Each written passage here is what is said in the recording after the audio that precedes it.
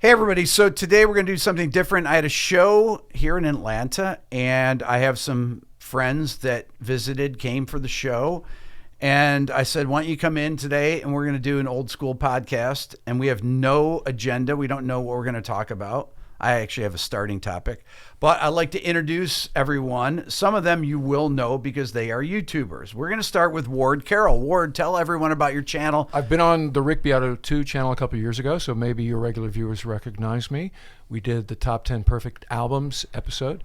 So I will say I have a YouTube channel because of Rick. He encouraged me. I was a big Twitter guy back in 2018, and you came through Annapolis where I live after visiting the Paul Reed Smith factory. So we sat down for a beer there at McGarvey's legendary aviation pub on City Dock, and you're like, hey man, start a YouTube channel. So I did, and the rest is sort of YouTube history for me. It's about aviation. I spent 20 years as a Tomcat backseater, Maverick and Goose. I was Goose, and so I talk about a whole bunch of different topics, and also I talk about UFOs from time to time and current events like that F-35 that just flew around for 28 hours and they couldn't find it and those sorts of things. So a whole bunch of stuff, but the core is military aviation of my channel. Although Ward is really a music aficionado, and people don't know that unless they've seen Ward on my channel, but they will know that now, but definitely subscribe to Ward. This is Jim Barber. Hello. I am working with volumetric capture recording at Soapbox Studios here in Atlanta. I am a former manager. I've been an A&R person. I've been a publisher. I've been a road manager. I have a Substack called Stars After Stars After Stars that you can read about all of my adventures in making records and buying records and listening to recording gear. I met Jim when he was an A&R guy at Geffen. Yes. Back in the 1960s. Actually, that's not true. It was in the 1990s. It seems like that long ago. It seems like the 60s. It sure though. does. He broke Joni Mitchell, right? Signed her in 66, right? I think it was something like that. Yeah. I was in the cradle signing bands. Just wandering up and down Laurel Canyon, seeing what happened. Jim comes over to visit. I always love having Jim, and I knew Jim before I knew Ward, and then when I met Ward, I couldn't believe that Ward knew Jim. And well, that's the other thing about this gathering is we all have sort of backstories besides we attended your show last night. So I met Jim during his driving and crying era. I actually did a promoted a show. I was a Navy lieutenant at the Naval Air Station Pensacola, and Driving and Crying headlined. So that's when Whisper Tame the Lion came out. I heard it. I called the LA office of Island. Jim calls me back 10 minutes later from here, I believe, is where you were. Not in this room. Not in this room, but from Atlanta.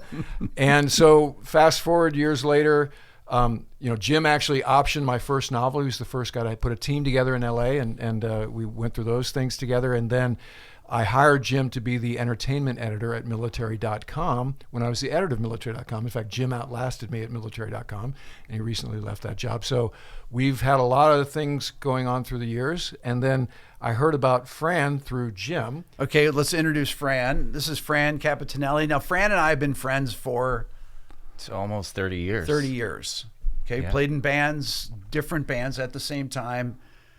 Fran has a music YouTube channel. It's a fantastic YouTube channel that you should definitely subscribe to. But talk about you, Fran. I came over here a couple years ago to play you my record. We kind of talked about your channel, and you urged me to start my own channel and kind of showed me the ropes and told me about Ward on that first day and how you had just basically started your channel.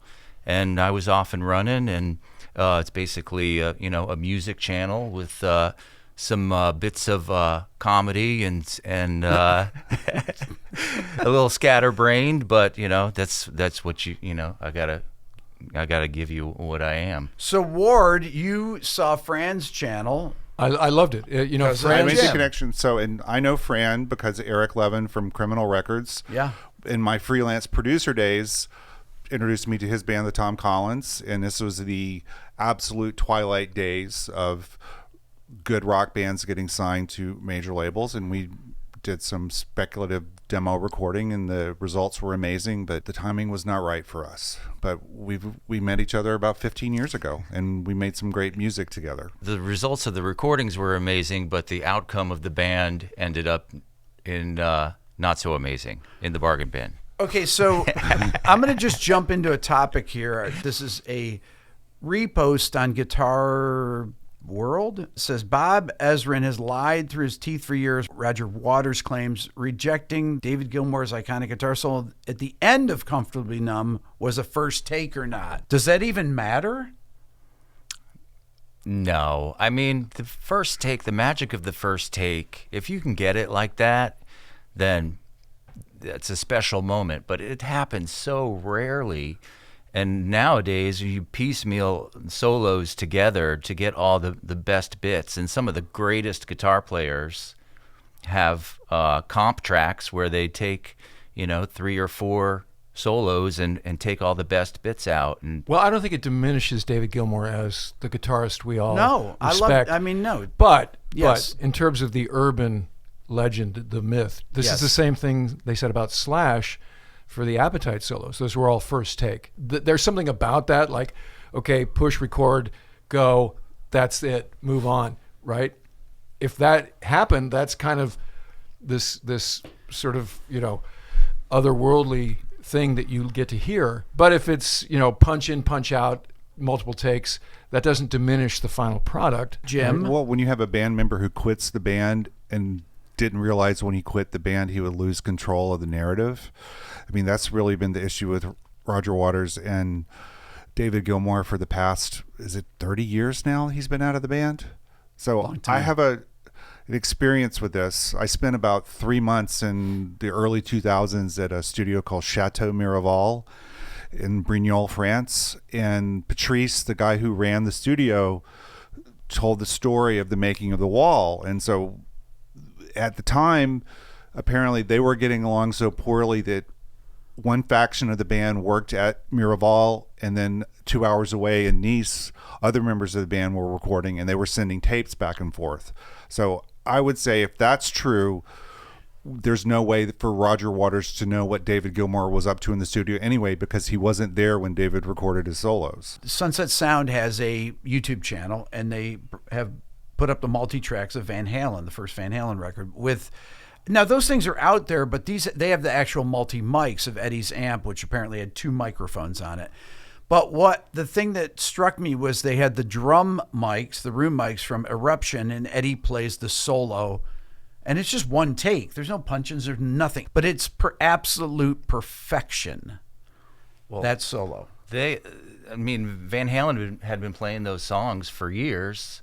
So it's, totally plausible that he would be able to, that was his solo that he had down. I always heard that he was like testing his amp out and they were freaking out in the control room and then just hit play. Same thing with Slash. They had been playing those songs out in the clubs for a couple years at that point and getting them all, so it's possible that he just had those solos down. First albums have a magic like that because you're playing the songs out in the clubs over and over, and you can just nail it. Well, I think Fran brings up a good point. Is this why debut albums that we know we can name are so good? Because of that factor. Yeah. Name the band, that their debut is just incredible. And maybe in some cases, every other album lives in the shadow of that. I would say one of the albums we talked about in the last episode we did together, 10, is that sort of an album. Yes. Where this material is what they had. Eddie comes aboard, they play it out for a while, and they go into the studio and they know it backwards and forwards, and it's really cool. And then after that, it's commerce, because you have a multi-album deal. It's like, okay, now we have to create out of whole cloth, and maybe we don't have the time to test it on the road before we hit the studio. Okay, but what about a great second album? And the first thing that comes to mind to me of a great second album would be, I think the Pearl Jam second album is amazingly great, right? To a lot of people that, the first record was so big. Now Ward's shaking his head. He doesn't agree with this. Maybe it's just the production of it. I think some of those songs sound great live, but there's something about, was that Brendan O'Brien that produced Brendan that one? O'Brien, Okay, your the good first friend one, Brendan yeah. O'Brien. The sound. Yeah, of the and first the record. songs on the first album to the Tim second Palmer album. mixed it. It's very reverby. Jim? Mm-hmm. Let's talk about second albums that are better than the first. Black Crow's second album, I would say, is one of the best second albums ever. I agree REM with that. Reckoning better than the first album. Zeppelin 2. That's a good one. That's a good one. That right? is a great one, yeah. They That find their one, too. footing. I think in some cases they find their footing. I mean, some of their Definitive. most famous songs are on the second record, right? Yeah. Counting Crows. Counting Crows. That's a fantastic second record. A lot of people love the first record, which has great songs on it, but that second record is nothing like the first record, and I think it's phenomenal. But then you get into the perception among people who lived through that era sometimes is the second record wasn't the same kind of hit. Same is true for the Black Crowes and Counting Crows. There's a perception that those records, while we may know they're better, the world doesn't necessarily think they're better because they didn't sell as many copies. Okay, and you could say this, Ward's point about the first Pearl Jam record being far more successful, I would argue, than the second record. Yes. Completely different records. I wouldn't say I prefer one over the other, but they're radically different styles of production. Rick Parasher did the first record. And it wasn't just the room sounds, which the room sounds, Brendan, the drum room sounds are the same, but the amount of reverb used on the first record, the first Pearl Jam record, was reminiscent of maybe 80s albums. Yes, Boston. I get kind of a Boston. The thing I would say, and I think I said this when we were talking about perfect albums, is you listen to that album and then everything else sounds thin on the back of that. And I remember listening to the first Boston album in high school and thinking, I can't really listen to anything else now because everything else sounds thin, right? And that's the way 10 struck me as well. Yeah, the Boston first album sounds so good to this day. When I did my breakdown of I'm the Walrus last night, which I did at my live show because I can't play it on my channel, the fidelity of the recording is amazing. Even to this day, it sounds massive. So how about we take this topic and expand it to second versions of bands, right? So I'm thinking off the top of my head, Steely Dan. I'm thinking of Fleetwood Mac Van in this Halen. category, right? Van Hagar versus Van Halen Yeah. kind of thing. So do we have examples where they got better, or did the AC/DC. second Deep Purple? Pick your version. Moody Blues. Moody Blues. That's a little more subtle, but The Chili Peppers. Chili Peppers. Chili Well, Chili Peppers. Peppers had well, they've only changed the guitarist, right? They've always been fundamentally the same. But band. they changed change the of guitarist guitarist and the drummer And the Yes. at the same time. Yeah. Let's But- not forget Guns N' Roses. Guns N' Roses. Wait, are we back to the original lineup in Guns N' Roses now? Kind Sort of. There's no Izzy. There's three of them. No Izzy, Right. no Steven Adler. Yeah, but I don't think they changed to the degree. Like you talk about, like Can't Buy a Thrill versus Pretzel Logic or Asia. Not Radically to mention radically different, right? Yeah. So is this the lush yacht rock? I know you hate that term, versus sort of what was more like 70s era, just straight up rock and roll. I think again, how can you call Fleetwood Mac the same band from the Peter Green to the Buckingham Nicks era? That's not. They have the same name. They have the same name, and that's are- pretty much it. Having seen Stop Making Sense, I think you can make an argument that there's a second version of Talking Heads with Brian Eno as a sort of fifth member of the band. That the change between what they sounded like with him producing early versus what happened sort of around maybe even the third album. But definitely by the fourth album, they were a different group than the band that started out musically. And Eno was a full member of the band. I got a good one. Genesis. If we went around the room, what is the better Genesis? The Peter Gabriel Genesis or the Phil Collins Genesis? So I'm going to seriously thread a needle here. Yeah? It's about 1977, 78 version of Genesis. Because the early stuff, I don't think it's really well produced. It's sort of staccato. And I think Peter Gabriel, who his solo career was amazing, his debut album, I think it was a Brian Eno produced album, his debut solo album, is incredible. And you hear his voice in ways. So I warmed to Peter Gabriel after I was introduced to him in, I guess it was 11th grade of high school. With his post-Genesis records. Yeah, post-Genesis. Which So were because he's phenomenal. better produced, I guess. I think it because those songs hold up Songs hold live. up. Oh, my. Right? Man, yeah. So I think that's my answer. You But like I Phil ducked Collins? an answer. You like Phil Collins singing with before Susudio and the other insouciant, pop sensibilities before he wanted to be Diana Ross. Jim? What do you think? What say you? Not to be long-winded, but Peter Gabriel all the way. Like just in the absolute, that's it. For Genesis, yeah. Okay. I'm an Abacab guy. I can't get an. Just think that album sounds so good, and I love that era. I wish, that the song "Just a Job to Do" that's on the next album was on Abacab, because then it would just it would just be one complete.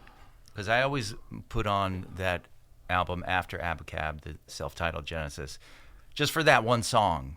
It had an effect on me. I saw it on Miami Vice when I was a kid, and I was just like, man, this song rules. And I was listening to it the other day while I was doing the leaves in my yard, and it really, the yard looked really good after that. Can you ever love music like you did when you were a teenager or in your 20s? So is your question, can you ever feel the same new way? music Yes. the way we feel about these albums we've been talking about? Yeah. I think the answer is yes. So Jim has always been, and I mean since 1987, my guide to new music. Okay. He was the guy that told me, hey, there's this band called Oasis, right back. And Heard of them. It's been, and I can list a lot of my album and Spotify playlists are a function of, intel that Jim feeds me. So the latest example of that, and her 2 albums I'm moved by to that degree where I'm like, this is very cool, is Olivia Rodrigo. Mm-hmm. I mean, that is kick-ass. She's vital. She's like musically original, and I'm just really into her first 2 albums as a function of Jim introducing me to her. I was maybe not hearing it, or I dismissed her as bubblegum, and that's absolutely not what's going on. So I think the answer is yes. And then my son, who's a musician and into alternative, there are some bands that he's introduced me to. There's one and this is a little time late because I don't even think the band's together anymore. And I'll see if Jim knows this band Dive, D-I-I-V, shoegaze. Yep. Their albums are just amazing. And so I'm still, when I drop the needle in some cases, or go up Spotify, moved by that music. Are you moved in the same way you're moved by? Well, I mean, okay, so I didn't lose my virginity to it. You're just playing Abbey Road guitar solos in the control room. Okay, I think some of what you're talking about is the time and place was it in the background when something was going on? Was it the soundtrack to that movie, the outro theme that you were just like incredibly moved, or you heard it? For me, I'd hear things on aircraft carriers. Somebody, in the ready room, we'd play music. The things that happen around when these memories are built. Yeah. So right, Jim? I think for most people, for casual listeners, certainly music is very much tied to experiences in your life. But then you cross over at some point into a danger zone where I may live, where you're just chasing that feeling off a record for your entire life. But the chronology piece is a great question, right? So if my sons discover the Beatles, for instance, and love them, but it's not in real time when those albums came out, does that qualify for what you're talking about? Can Hey Jude be a song that my son identifies with because of something that happened in his life in 2005? You know? I think it could. I don't know. It's really weird because that's one of the songs that came out when I was in, I don't know, I was kindergarten or so, and I remember, here's a new Beatles single, Hey Jude, and I just remember Paul McCartney's, AM radio, his just starting to sing, and immediately, oh, this is the new Beatles song. I remember when these songs were, just because I was alive then, when these songs were coming out, they made an incredible impression on me. Truthfully, you're not that much older than I am. But you were a younger child in a large family, and you had older brothers and sisters who were into music, and I'm the oldest child in my family. And while Hey Jude came out when I was alive, I learned about Paul McCartney on the radio and Ringo Starr on the radio before I knew about the Beatles. Yeah. By the time I was getting into music on my own, the Beatles were done. Right. And even though there's not that much of a year gap between the two of us, there's an enormous cultural gap in that I'm not part of that 60s generation at all, because I'm a 70s AM gold person all the way, because that's when I got into music. And so the Beatles I can't have the same relationship with the Beatles that you have. I always think about this with younger musicians like Fran, for example, who's far younger than me. that you can't experience the things that I experienced in real time. For me, the Beatles I've experienced for 60 years, right? Yeah. Or let's say 55 years. And I lived through Jimi Hendrix, and I lived through Black Sabbath and Led Zeppelin and all these things, and all the music of the, and Joni Mitchell and Gordon Lightfoot and Bob Dylan. I lived through all these things like Ward did. And to go back and try and revisit and become an expert on Steely Dan or whoever, or Black Sabbath, when you're 30 years old, and when there's so much new music out there and the music of the time, I mean, it's pretty much impossible. And I think it can be really oppressive for people. That's kind of what happened with me, because when I was a teenager, and you're a teenager, you're an open book, and you're trying to find your own niche of what you like and separate from your brothers and sisters or your parents. And I would see Circus Magazine and Cream Magazine. I would run to the grocery store every week on that certain day and get those magazines, and they were just filled with all the metal guys that looked like superheroes. They were in spandex and they had monsters around them, and it was just like, this is my thing that I tapped into. And when you go to one of those shows at an early age, it has such a profound effect on you, because you don't even see them really as human beings. You don't know, the process that they have to go through to put on a show. And then that carries into like your early 20s, when you're really starting to like nail down what you like. And, you was into Jane's Addiction and the Chili Peppers and Guns N' Roses, because I lived in Los Angeles at that time when they were coming up.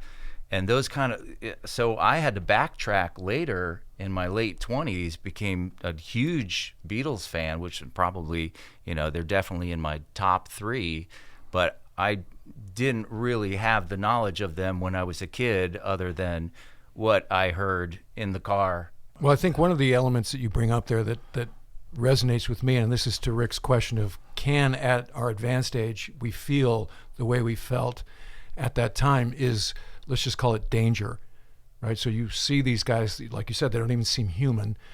I'm thinking, when you said that, two things flashed in my mind. One was, I saw the Woodstock movie in the theater when I was 11 years old. We had just moved from the States to the Netherlands.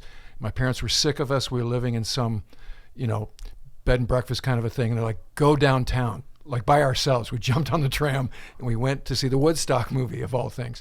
And I remember seeing The Who, and particularly Pete Townsend in that boiler suit. And there was just such an element of danger, like this impact. And then the other thing that I'm thinking of is Inagata Devita, that album. And I remember being on a Little League team, and somebody said that Ron Bushy passed out every time he played that song live. And we're like, wow, how cool. And then I went into the record store. The thing that a record store, like a music store when you're 10, 11 years old, is there's this no judgment. And you walk in, it's got that sort of smell, and the salesman's kind of like this, right? Come on in. Come on in. Check this out. And so there was no judgment that a 11-year-old wanted Inagata Devita. He's like, yeah, great album, go for it, right? And so I just remember putting it down, and the entire side was one song. And so I think what seeds at that time is you're learning your instrument. For me, I was playing guitar and taking lessons. Mm-hmm. You're like, I want to have that kind of impact. I want to be the purveyor of that danger. Mm-hmm. And now when I look at it, because like you say, we know the strings of the puppet show. Yeah. And it doesn't have that mystique anymore. And maybe that's what's lost after you are young. Okay, but can you know music? If I think about a band like REM, and you go backtracking through their records, even if you start in the mid-90s, you start with Monster and you go back to Automatic for the People, and then Out of Time, and then you just keep going back to Green, and just one record, you start going back in time. When those records were coming out, you listen to them maybe for 2 years, and then the next record comes out. Well, and the most exciting thing about REM in those very early years was they were the only band that I remember who actually were rehearsing and writing and playing their next record on the tour for their current record. Which bands used to do all the time, right, really, until the internet. The most exciting thing about REM in those early days was learning the songs and then having to wait for the album to come out. because some of us saw REM more than once a week 4 nights. Yes, I understand the people who follow the Grateful Dead around. There's just not enough time to actually absorb all these things with all the music available. But kids are finding their own bands, and what I try to guard against is, well, when I saw Echo and the Bunnymen in 1983, you're never going to see anything like that. And it's like, well, no. If some kids are going to see Dry Cleaning or Eve Toomer or Wise Blood now, they're having an experience very similar to the ones that we had when we were a lot younger, and it's theirs. It's not necessarily ours. I actually listen to all of those artists, and I think they're great, but they don't belong to my generation. And this starts to be a conversation about format. Because like Jim said, an album, and then we had to wait 2 years for the next album. Yeah. And maybe we'd hear the songs, live before the album came out, and we were curious, how is it going to sound on the album? But that packaging, that format, informed our impressions in a very specific way. Now, I'll let Jim, since you're listening to the new stuff, are you listening to it in album form, like beginning to end kind of stuff? Sometimes, because Are the kids listening to it that way? I don't know, but this reminds me of a really important show for me, which is, I think, 2005. I was in Manchester, England for a music conference, and there were rumors about this new record coming out from this band Arctic Monkeys, and it wasn't out yet. And they were playing at a university in Manchester, and they were from Sheffield, and they had come over, and it was impossible to get a ticket, but everybody knew that we needed to get in. I somehow managed to get myself in. And they played 20 songs that night. Every kid in the audience knew the words to every single song. And that's because of MySpace. Because unlike other bands, they were uploading all their songs to MySpace. And I think there's at least half a dozen Arctic Monkeys songs from that era that have never been recorded. That are still on MySpace. That have never been recorded for an album. Mm-hmm. And there are beloved songs. So it's like, okay, this is really fundamentally changing the way people are experiencing music. Well, there's the other thing that changed, that when you have the internet, is that you know far more about the people because of social media, because they put out their own personal videos. I mean, not everyone. I mean, there's huge artists like Adele that will literally disappear for years between records, but very few people are like that because she can. Most people post on social media now, most famous artists, and there's no mystique about them. What did you really know about Led Zeppelin when they were coming out? You knew almost nothing other than the record and some pictures, and maybe they were in a magazine or there was some feature article about them, but you knew relatively nothing about them. You just knew what was printed on the albums. And that's where the mystery was. You just imagined this stuff, especially since you were listening to the records with no visual component to it. It was simply listening. Now, listening is done with video, much of it on the phone through earbuds or listening on the actual phone. But I notice most of the kids now my kids listen with earbuds or headphones. And there's some video component to it. It may be that they're watching TikTok and hearing 15 seconds of a song. Then they go to Spotify and they listen to the song, right? So there's multiple things going on here, but it's a completely different experience. Absolutely. Well, and I didn't mean to interrupt, Ward, but the recording of the music, when you go back and watch, I did a video where I talked about the Elemental record, Tears for Fears, really Roland Orzabal's solo record. Yes. But and you go back and look at I think Tim Palmer actually was working on that particular record, and you go back and you can look at them in the studio, and there's no screen because there's no Pro Tools. There's nothing. They're just listening through the monitors. And when you take out that visual album of actually looking at a screen and seeing when things come in, it's a completely different experience. I think you listen to the music differently. I remember making records with no screens and just listening with the speakers. And you use your imagination more, I think. You're not listening with your eyes. You take that visual component out. Well, I think what Fran was saying about, you run to the grocery store and get the magazine, the Cream. I consume those things voraciously as well. So what do we know about Jimmy Page? What he was profiled about in Rolling Stone, Cream, New Music Express, these magazines, that format. So again, I think the way that young people are finding out about artists is different because of social media particularly. Yep. Right? Like you said, your curating is a function of things like your Instagram followership and what do you post about what, and all of your other sort of virtuous commerce stuff. And there's a lot more on their plate these days if you're going to make a go of it. So again, that's a two-edged sword, I guess. But back in the day, it was all about the magazines and the album jacket too. I used to memorize those things. Just, I could recite every detail from sitting there listening to the album and just reading the album liners. I'd argue that we know less about most artists now than people would have known certainly 50 years ago, because people's social media versions of themselves has so little to do with the reality of what it's like to be that artist. And we know less about Beyonce than we know about Joni Mitchell.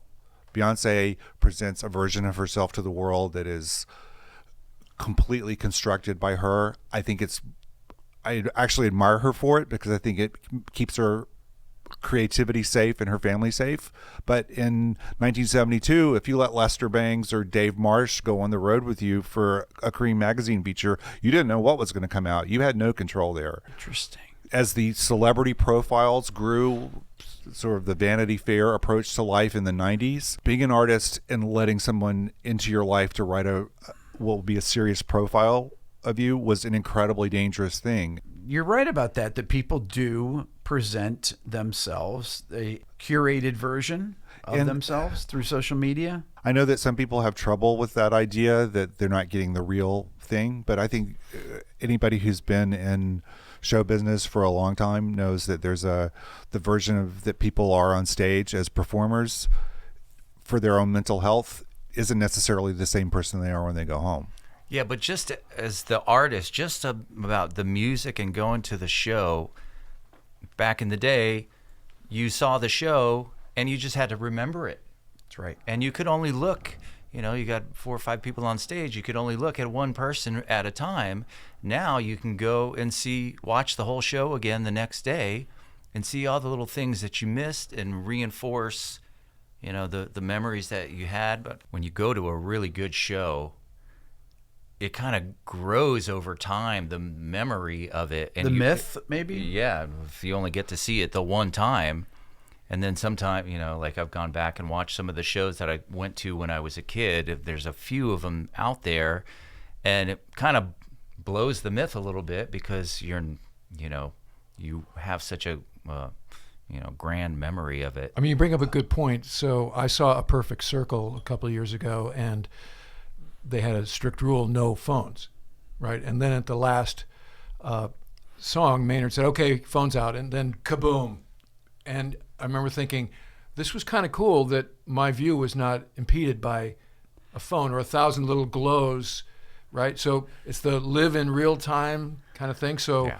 You mentioned that there's an advantage to be able to do that, but I think there's also a drawback from everybody trying to... I had this experience the other night. I went to see Ringo. I've never seen Ringo before. And I was sitting near the soundboard, and I thought, okay, should I record some of this on my phone? There were people in front of me recording, so I put up my phone, and then I realized that I was filming someone filming. Yeah, thing. exactly. But then I was like, okay, well, if I just move it here and I zoom in, and then I thought to myself, zooming in, right? The ability to zoom in on your phone when you're filming something is like changing your seat when you couldn't do that before, right? There were no screens there showing the concert. It wasn't like you're at a stadium. It was a 4,000 seat venue, but they did not have any screens. But yet I'm sitting there and at the soundboard, but I can really zoom in pretty close.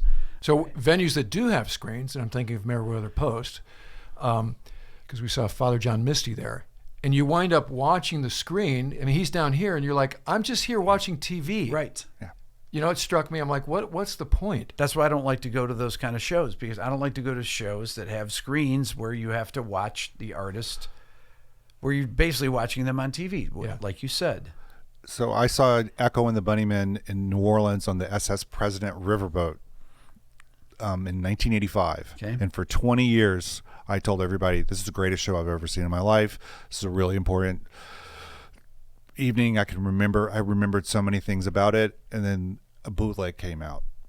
And one of the most terrifying music listening experiences of my life was, okay, I'm going to put this thing on and I'm going to have to confront the reality of my memory of this show. And the story is, yes, it was the greatest show I've ever seen in my life. The band was outstanding that night, but did it improve my memory of the experience to actually be able to re-experience an audience recorded cassette tape 20 years later? I'm not sure, but my taste is flawless. So I saw Bela Fleck open for Shakti just a few weeks ago, and he just did a solo banjo set, and it was so incredibly great. Yes, it was. And I thought to myself, was it as great as I thought? And then about 4 days later, somebody emailed me the bootleg that was up on YouTube, and I watched it and I said, yes, it was. See, I've been thinking a lot about that show, especially the Shakti set. And it's like I have such complicated memories of different parts of the show that I liked more than others. And at the end, it was really, truly mind-blowing. Yes. It's like I do not want to revisit this show ever, like, because it is a memory that I have that I experienced in that room that night. Okay, so how many people go to setlist.com during a show? To see what No, they're I go play? before to see what they're going to play. Okay. I only do it after a show. Why do you look at it before you go? Because I want to be familiar with the music. Okay. Right? So generally these are artists, so sometimes my wife will buy tickets for a band I'm not familiar with. And so I want to get familiar with them because I think it's a more rewarding experience if you have some literacy of the performer. In the case of bands that I know, I'd like to know what they're going to open with. I like to especially if it's a band that I'm going to see, a younger band, I know a couple of songs, I want to have to figure out what I'm seeing in real time. I'd look afterwards.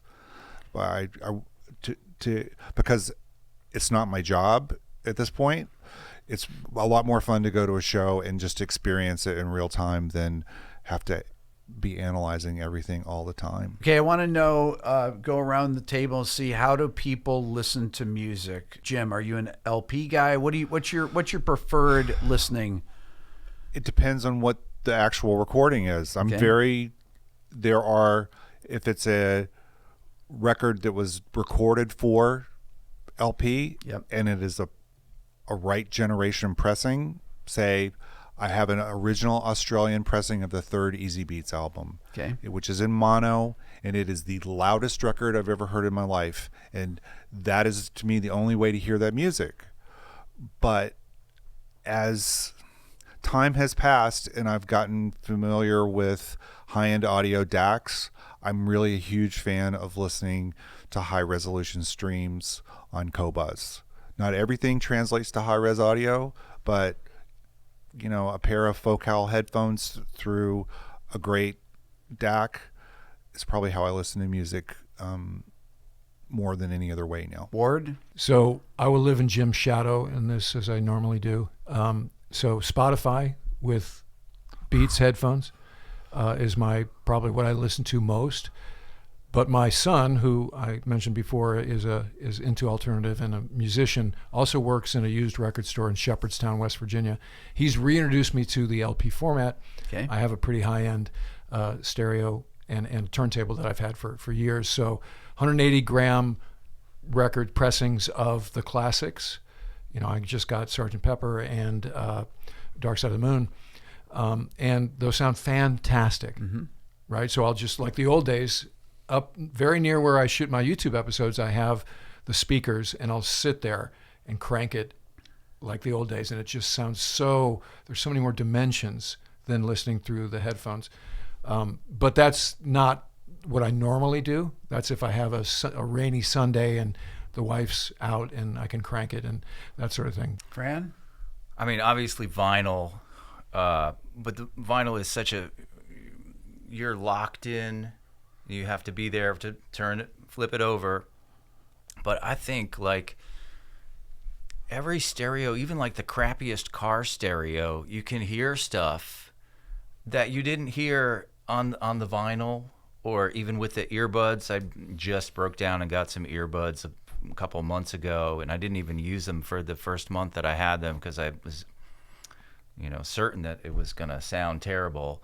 And I can hear stuff that I'd never heard, listening to songs that I've heard 1,000 times. I'm like, wow, I just heard this little guitar part back there that I've never heard before. So I like the kind of random, different stereos and different boom boxes, and you might have it even. There was a car stereo I had once that had a speaker would always go out, so you'd always just hear one side, and that was like, oh, I was like, oh, this is hearing like just the acapella of the Beatles on this one side, and it's kind of cool. So I like to mix it up. I think that I'm pretty much like that. I have so many different sets of monitors here. If I go to the park and go walking, then I'll use earbuds.